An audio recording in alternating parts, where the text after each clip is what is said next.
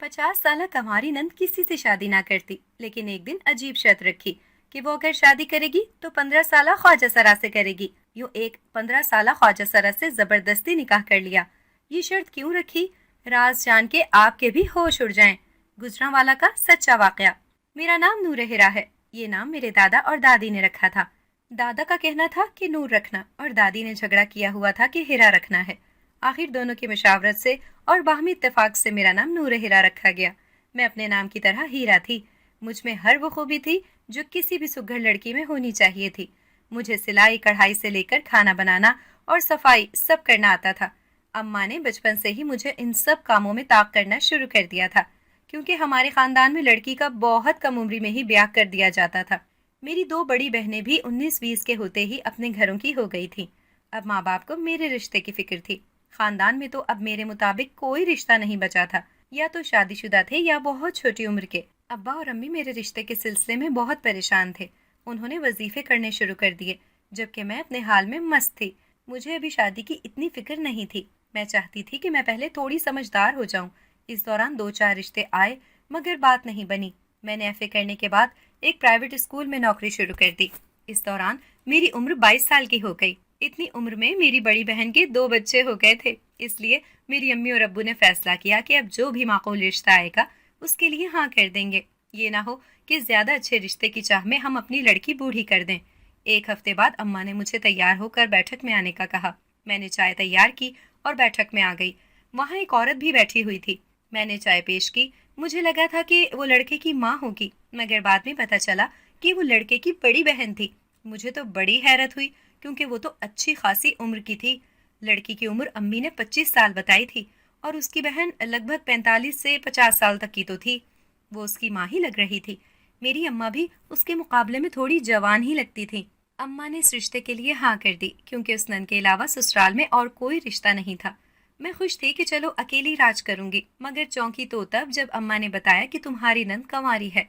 उसने शादी नहीं करवाई, इसलिए उसको अपनी सास ही समझना और बड़े ध्यान से ससुराल में कदम जमाना। कंवारी और बड़ी उम्र की नंद सास से ज्यादा खतरनाक होती है। मैंने दिल में सोचा, पता नहीं उसने शादी क्यों नहीं की होगी। बहरहाल मैं रुखसत होकर अपने ससुराल आ गई।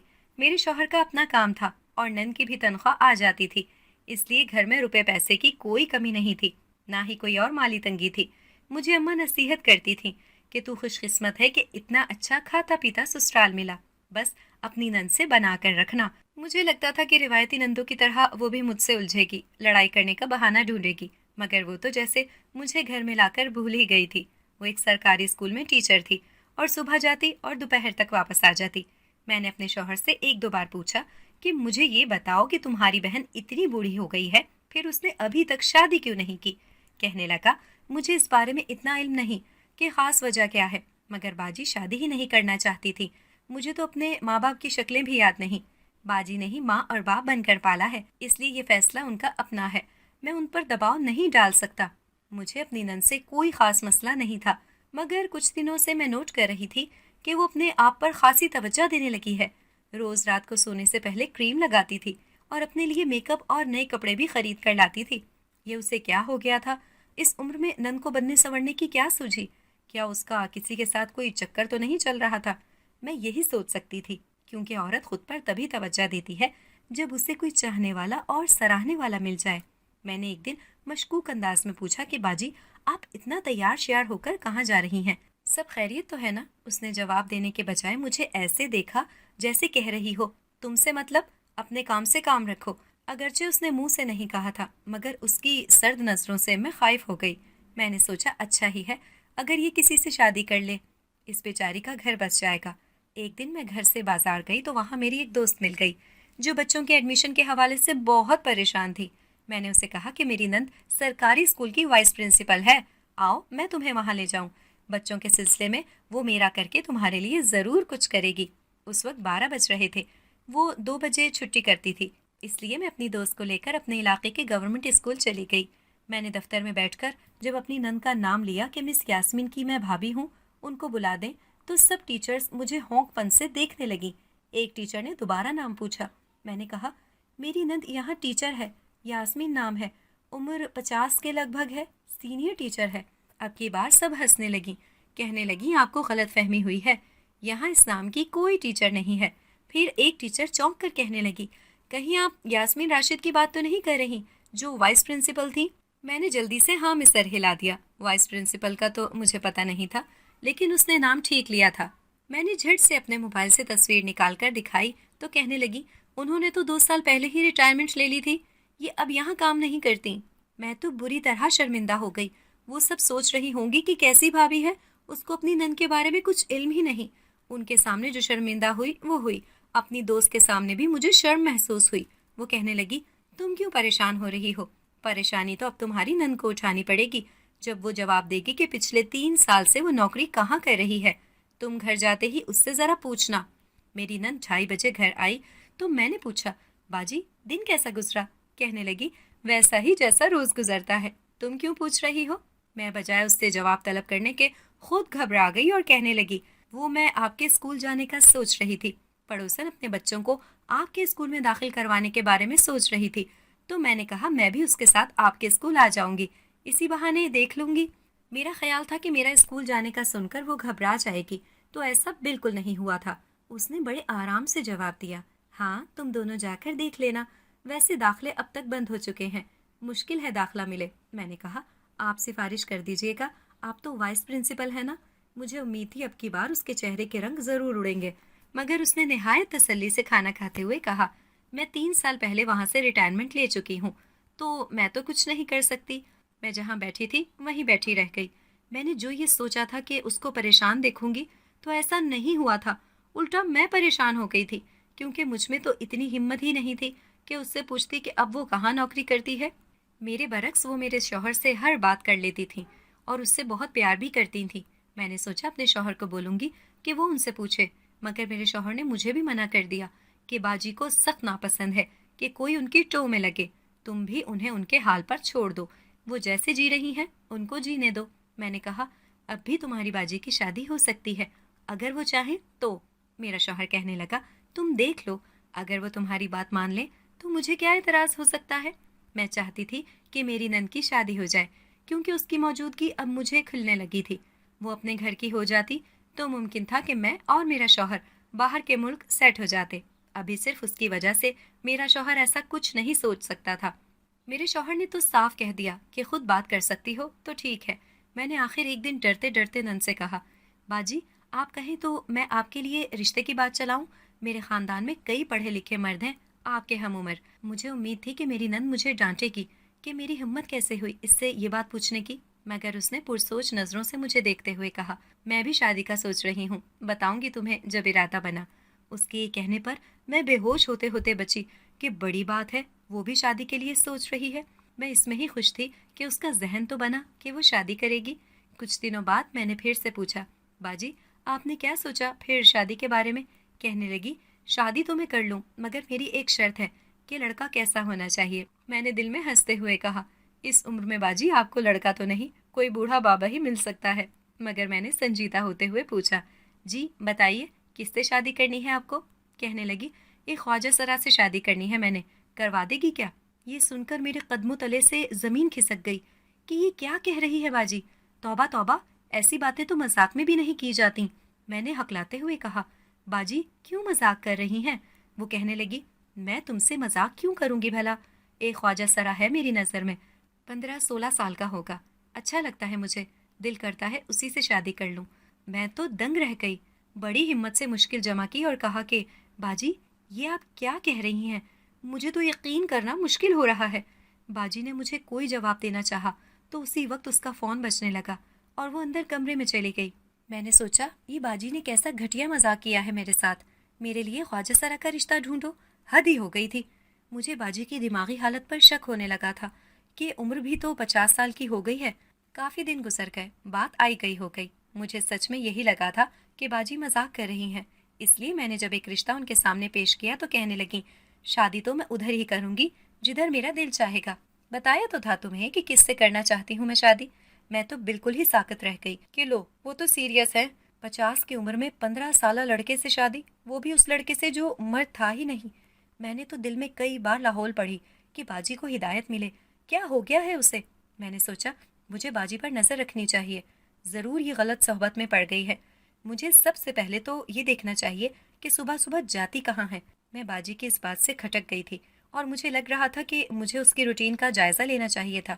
अगली सुबह बाजी जैसे ही घर से काम के लिए बाहर निकली, तो मैं भी फौरन उसके पीछे पीछे बाहर निकल गई, ताकि देख सकूं कि वो अब कहाँ नौकरी करने जाती है।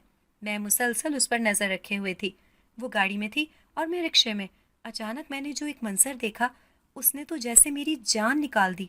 बाजी ने सड़क किनारे एक कम उम्र से ख्वाजा सरा को अपनी गाड़ी में बिठा लिया और एक पार्क की तरफ चली गई। मैंने भी रिक्शे वाले को उसके पीछे लगा दिया। मुझे तो लग रहा था कि जैसे मैं कोई ख्वाब देख रही हूँ। रंग ढंग तो काफी अरसे से बाजी के बदले हुए लग रहे थे, मगर इसके पीछे की क्या वजह इतनी भयानक होगी, मैं कभी सोच भी नहीं सकती थी कि वो इस हद तक गिर जाएंगी कि ख्वाजा सरा के साथ अफेयर चला सकती हैं, वो भी एक बच्चे से। मैंने देखा वो उसे लेकर पार्क में चली गई थी। मैं भी रिक्शे वाले को पैसे देकर पार्क में चली आई। मेरी नंद उस ख्वाजा सरा का हाथ पकड़े चहलकदमी करने लगी। उसे जैसे कोई फिक्र ही नहीं थी कि पार्क में मौजूद सब लोग उसे किन नजरों से देख रहे हैं और कैसी अजीब अजीब बातें कर रहे हैं। लोग तंजिया हंसी हंस रहे थे। मैं ये सब देखकर ज्यादा देर बर्दाश्त न कर पाई और अपनी नंद के सामने आ गई। मुझे देखकर वो घबराने के बजाय मुस्कुराकर कहने लगी, अरे तुम क्यों मेरा पीछा करते हुए यहाँ आ गई? हम वैसे भी कुछ देर तक घर ही आने वाले थे। घर? मगर किस लिए? मैं चौंक गई। बाजी कहने लगी, अरे पागल, इतनी जल्दी भूल गई? मैंने बताया तो था कि मैं शादी करने वाली हूँ, यही तो है वो। उसने साथ खड़े 15-16 साला ख्वाजा सरा की तरफ इशारा करते हुए कहा। मेरा बस नहीं चल रहा था कि जमीन फटे और मैं उसमें समा जाऊं। आसपास लोग इकट्ठे होने लगे थे। मैंने बाजी को कहा, खुदा का वास्ता है आहिस्ता बोलें, सब लोग सुन रहे हैं, मजाक की जगह तो देख लिया करें। मगर बाजी को जाने क्या सूझी कि ऊंची आवाज में कहने लगी, सब लोग सुन लें, मेरा नाम यास्मीन राशिद है और मेरी उम्र 50 साल है और मैं इस 15 साल के ख्वाजा सरा से शादी कर रही हूँ। किसी को कोई एतराज है तो मेरी बला से होता रहे। वो लड़का घबरा कर कहने लगा, ये आप क्या कह रही हैं? मैंने बाजी का हाथ पकड़ा और उन्हें जबरदस्ती वहां से घर ले आई। वो तो बिल्कुल अलग ही कोई और ही औरत लग रही थी, जिसे जवानी का नया नया खुमार हो। लेकिन वो शायद भूल गई थी कि वो कंवारी जरूर है मगर जवान नहीं है। घर लाकर मैंने उसे बिस्तर पर पटक दिया और चिल्लाकर कहा, शर्म तो नहीं आई होगी हमारा तमाशा बनवाते हुए? आखिर इस तरह के गंदे मजाक की जरूरत ही क्या थी? अब की बार तो नंद को भी गुस्सा आ गया। कहने लगी, ये मजाक नहीं है, हकीकत है। मैं इस ख्वाजा सरा लड़के से शादी करके रहूंगी, चाहे कुछ भी हो जाए। मेरा शौहर घर आया तो मैंने उसे सारी बात बताई कि कैसे तुम्हारी बहन हमें बदनाम करने पर तुली हुई है। उसे भी सुनकर यकीन न आया। मुझे कहने लगा, मुझे यकीन है ये मजाक है। अगर कुछ भी ऐसा वैसा हुआ तो मुझसे रोकने की कोशिश करना। मैं फिलहाल सुबह सुबह दुबई जा रहा हूँ, काम के सिलसिले में। शौहर तो सुबह चला गया मगर पीछे मैं बुरी तरह फंस गई थी। मेरी नंद अपने वक्त तक तैयार होकर घर से निकल गई। मेरी छठी हिस्स मुसलसल मुझे खतरे से आगाह कर रही थी। लेकिन ऐसा हो जाएगा, ऐसा तो किसी के गुमान में भी नहीं था, क्योंकि वो खुद उस ख्वाजा सरा को घर ले आई थी। मैंने कहा, भाभी ये कौन है? घर क्यों लाई हो? मगर नन ने समातों पर बम फोड़ा। कहने लगी, ये मेरा शौहर है और तुम पर इसकी वैसी ही इज्जत करना लाजिम है जैसी मेरी करते हो। अगर वो ये कहती कि मैंने ये बच्चा गोद लिया है, शायद इतनी हैरत ना होती। मगर जाने क्या क्या सोचकर ही बाजी इस हद तक चली गई कि जबरदस्ती शादी करके आ गई। मुझे अब ये राज जानना था कि मेरी नंद जैसी समझदार खातून ने अगर ये सब किया था तो जरूर इसके पीछे बहुत बड़ी वजह थी। मैंने उस लड़के को गौर से देखा। वो डरा हुआ लग रहा था, जैसे उसको भी उसकी मर्जी के खिलाफ यहाँ लाया गया था। मैंने नंद से पूछने की बहुत कोशिश की कि इस शादी के पीछे क्या वजह है, मगर जवाब नदार। उसने किसी भी किस्म के जवाब से इनकार कर दिया था। अब मुझे खुद ही सच जानना था कि कुदरत के उसूलों की खिलाफ वर्जी आखिर क्यों की गई। अगले रोज वो घर से अपने वक्त के मुताबिक निकली तो मेरा माथा ठनका कि पहले तो ये उस लड़के से मिलने की खातिर घर से निकल जाती होगी, मगर अब क्या है? उसने जाने से पहले उस लड़के को अपने कमरे में बंद करके ताला लगा दिया था। मैंने नंद का पीछा करने का फैसला किया। वो ख्वाजा सराओं के घर में गई थी। ये सब क्या हो रहा था? पहले ख्वाजा सरा से निकाह और अब रोजाना ख्वाजा सराओं के घर जाना। मैं तो जितना सोचती उतना ही उलझती जाती कि मेरी नंद क्या करने जा रही है, क्या सोच रही है। अगले दिन की बात थी कि मेरी नंद अपने मामूल के मुताबिक घर से निकल गई। मैंने अपने शौहर को फोन करके सारी सूरत हाल बताई तो वो भी परेशान हुआ। मैंने कहा, देखें, अब घर के अंदर तो मैं नहीं जा सकती ना।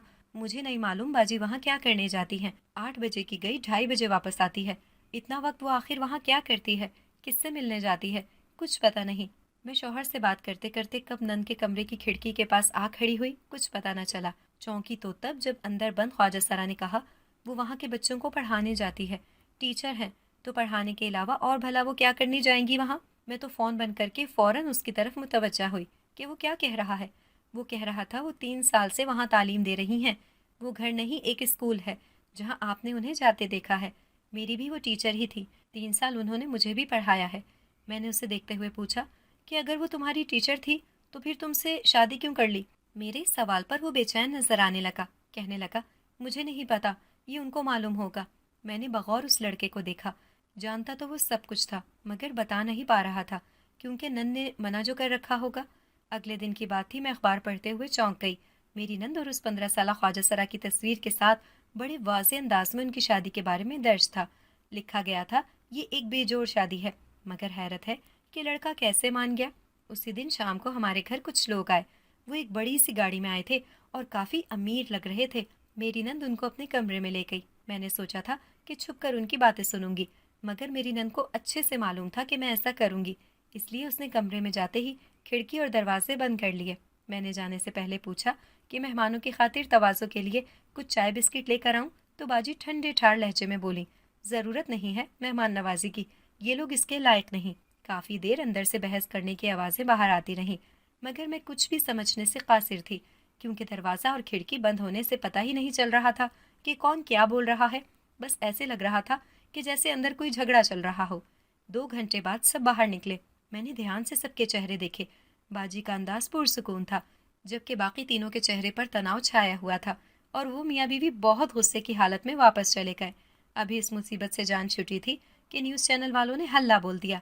बाजी ने कहा, जाकर कहो आपको एड्रेस गलत बताया गया है, यहाँ कोई यास्मीन राशिद नहीं रहती। मेरा अभी मूड नहीं इंटरव्यू का। मैंने ऐसे ही जाकर बोला तो अगले दिन अखबारों में जगह जगह खबर थी कि इस औरत ने इंटरव्यू देने से इनकार कर दिया है। बल्कि उस ख्वाजा सरा के वालिदैन से मालूम हुआ है कि यास्मीन राशिद ने उनसे मुलाकात की और पैसे मांगे। मैं तो उस ख्वाजा सरा बच्चे के वालिदैन को देखकर दंग रह गई। वो तो वही थे जो बड़ी सी गाड़ी में हमारे घर आए थे। तो क्या बाजी ने उनसे पैसे मांगे थे? मगर क्यों? इस उम्र में आकर उन्हें पैसों की क्या जरूरत पड़ गई? बाजी से पूछती तो वो कभी भी मुझे जवाब न देती। इसलिए मैंने सुबह बाजी के जाने के बाद उस ख्वाजा सरा लड़के को देखते हुए पूछा, जो कल आए थे वो क्या वाकई तुम्हारे माँ बाप थे? वो उदासी से कहने लगा, सिर्फ बाप, माँ सौतेली है। मैं 10 साल का हुआ तो मेरे बाप ने सौतेली माँ के कहने पर ख्वाजा सराओं के पास छोड़ दिया, और 5 सालों से मैं उनके साथ मिलकर भीख मांग रहा हूँ। 3 साल पहले मिस यास्मीन ने हमें पढ़ाना शुरू किया। उनको मेरे सारे हालात का इल्म हुआ तो उन्हें बहुत अफसोस हुआ, और इसी हमदर्दी में उन्होंने तुमसे निकाह पढ़वा लिया, हालांकि ये शरीयत में जायज़ ही नहीं। मैंने तल्ख होते हुए उसकी बात काट कर कहा था। वो कहने लगा, वो ऐसा क्यों कर रही हैं और उन्होंने ऐसा क्यों किया? बहुत जल्द आप तो क्या पूरा पाकिस्तान वजह जान जाएगा। वो भी बहुत चालाक था, पूरी बात नहीं बताता था। लगता था बाजी ने उसे अच्छी खासी पट्टी पढ़ाई हुई थी। मेरे तजस्सुस में दिन ब दिन इजाफा होता जा रहा था। एक तो बाजी ने इतनी घटिया हरकत की थी कि कम उम्र लड़के से निकाह पढ़वा लिया, और ये भी ना देखा कि वो तो मर्द ही नहीं, एक ख्वाजा सरा है। और दूसरा, इस शादी की खबर उन्होंने खुद मीडिया में फैलाई थी, और इस बात का पता मुझे तब चला जब उससे किसी से फ़ोन पर बात करते सुना। वो कह रही थी, हाँ मैं जानती हूँ कि मीडिया में खबर देना बहुत बदनामी का बायस बन सकता है, मगर अपना मकसद पाने के लिए ये बहुत ज़रूरी था। अगर मेरा मकसद पूरा हो जाए तो चाहे फिर जितनी भी बदनामी हो जाए, फ़र्क नहीं पड़ता। इस नए इंकशाफ ने तो मेरी जान ही निकाल दी थी कि बाजी ने खुद ये खबर मीडिया को दी। लेकिन आखिर उसका क्या मकसद हो सकता था जिसकी खातिर इतनी लंबी प्लानिंग की? क्या पैसे जो उन्होंने इस लड़के के माँ बाप से मांगे थे? मगर बाजी को पैसों की कोई कमी नहीं थी। फिर ये सब क्या चल रहा था? मेरा तो दिमाग ही घूम गया था। अपने शौहर को फ़ोन पर सब बताते हुए मैंने कहा, पता नहीं ये सब कब ख़त्म होगा। तभी मैंने खिड़की से देखा तो वो मुझे इशारे से बुला रहा था। कहने लगा, आप फिक्र ना करें, शाम को मेरे माँ बाप आएंगे, फिर इसके बाद कल की प्रेस कॉन्फ्रेंस सुन लीजिएगा, सब पता चल जाएगा। शाम को वाकई उस लड़के के माँ बाप अपने वकील के साथ आए। उनके पास एक ब्रीफ केस था जिसमें शायद पैसे थे, मगर मेरा अंदाज़ा गलत निकला। उसमें जायदाद के कागजात थे। खैर कुछ देर बाद वो चले गए तो मेरी नंद मुख्तलिफ टीवी चैनल्स वालों को फ़ोन करके प्रेस कॉन्फ्रेंस के लिए बुलाने लगी। मेरी नंद ने उन्हें ख्वाजा सराओं के उसी स्कूल में कॉन्फ्रेंस के लिए बुलाया था जहाँ वो पढ़ाने जाती थी। अगली सुबह मैं बहुत बेचैन थी। आखिर वो राज खुलने जा रहा था जिसने मेरी रात की नींदें हराम किए रखी थी। थोड़ी देर बाद हम तीनों बाजी की गाड़ी में बैठकर वहाँ चले गए। वहाँ न्यूज़ रिपोर्टर पहले से ही आ चुके थे। बाजी और वो लड़का जाकर सामने कुर्सियों पर बैठ गए, जबकि मैं पीछे आ गई। बाजी ने कहना शुरू किया, जैसा कि सब जानते ही होंगे मेरा नाम यास्मीन राशिद है। آج کل ہر جگہ ہی تو خبر پھیلی ہوئی ہے کہ یاسمین نامی ایک ٹیچر نے اپنے 15 سالہ خواجہ سرا طالب علم سے نکاح کر لیا اور شادی کر لی. ایسا ہی ہے نا؟ سب رپورٹر حامد سر ہلانے لگے. میری نند نے بات آگے بڑھاتے ہوئے کہا، اس سوال کا جواب دینے سے پہلے میں آپ سب کو اپنی ذاتی زندگی کے بارے میں کچھ بتانا چاہوں گی. میرے گھر والوں کو لگتا ہے کہ میں کنواری ہوں. میری شادی نہیں ہوئی. حقیقت تو یہ ہے کہ میری ایک نہیں 2 شادیاں ہوئی تھیں، مگر اولاد نہ ہونے کے سبب دونوں بار مجھے طلاق ہو گئی. پھر میرے چھوٹے بھائی کی پیدائش ہوئی اور میں نے اس کی پرورش کو ہی اپنے جینے کا مقصد بنا لیا. پھر سے پڑھائی پوری کر کے میں نے سرکاری اسکول میں اپلائی کیا. قسمت اچھی تھی، نوکری لگ گئی. اماں ابا کے گزرنے کے بعد میں نے ہی اپنے بھائی کو ماں اور باپ دونوں کا پیار دیا اور اسے جوان کیا.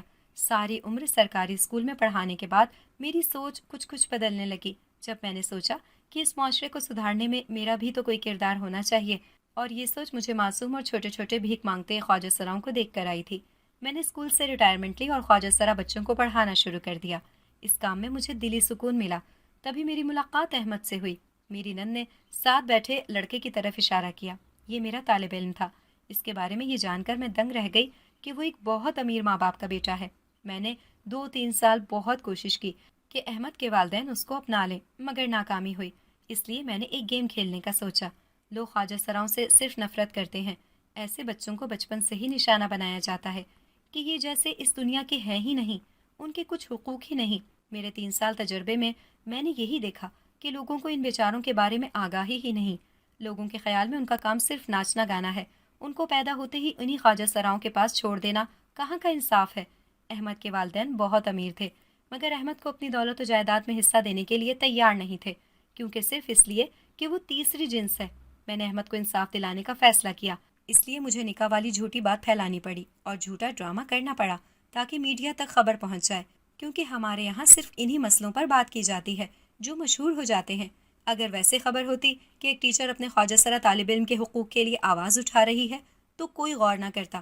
مگر جب نکاح والی بات سنی تو سب کو دلچسپی ہوئی کہ یہ معاملہ کیا ہے. اسی لیے پہلے تو ایزی ہو جائیں کہ وہ نکاح والی بات صرف ڈرامہ تھی. اس کے بعد میں نے احمد کے والد کو فون کر کے کہا کہ آپ اس کے حصے کی جائیداد اس کے نام لگائیں، ورنہ میں اس کی بیوی ہونے کی حیثیت سے عدالت کے ذریعے اپنا حق لے لوں گی. میں نے انہیں اتنا پریشرائز کیا تو مجبوراً انہیں احمد کا حصہ اس کے نام کرنا پڑا. یہ رہے کاغذات. میری نند نے کچھ کاغذات نکال کر دکھائے. میں نے سوچا، اچھا تو اس لیے وہ ہمارے گھر آئے تھے. میری نند مزید کہہ رہی تھی، میری آج کی پریس کانفرنس کا مقصد بس آپ کو اس بات کا شعور دینا تھا کہ یہ لوگ بھی انسان ہوتے ہیں، ان کے بھی حقوق ہیں، کہ والدین کا پیار ملے، تعلیم اور نوکری حاصل کرنے کا موقع ملے، ان کو بھی ان کے ماں باپ کی طرف سے حصہ ملے. میری نند کی تقریر کے بعد ہر طرف سے تالیاں بجنے لگیں، جن میں سب سے زیادہ زور سے میں بجا رہی تھی. میں اپنی نند کے بارے میں کتنی غلط سوچ رکھتی تھی. مجھے بہت شرمندگی ہوئی. میں نے باجی سے معافی مانگی تو انہوں نے مجھے معاف کر دیا. سچ میں میری نند واقعی بہت عظیم عورت تھی، اور اس کی کانفرنس کے نتیجے میں بہت سے بچے اپنے جائز حقوق پا گئے. سب لوگ میری نند کے شکر گزار تھے جس نے ان کی سوچ بدلنے میں ان کی مدد کی. اگر سب میری نند کی طرح سوچنے لگ جائیں تو معاشرہ جنت بن جائے.